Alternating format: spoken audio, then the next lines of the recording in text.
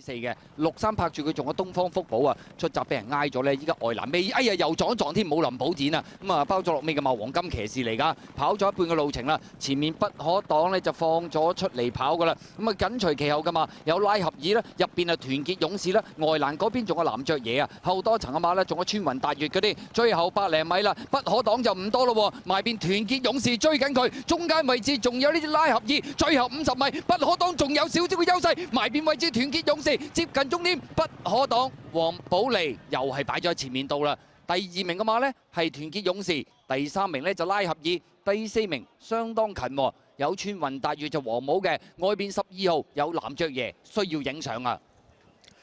好啦，結果黃寶利今日就起馬，搭住呢隻不可擋，係佢嘅開齋馬，去到季尾階段呢，再下一城。跑第2名呢，臨尾都有啲飛落㗎，呢隊團結勇士。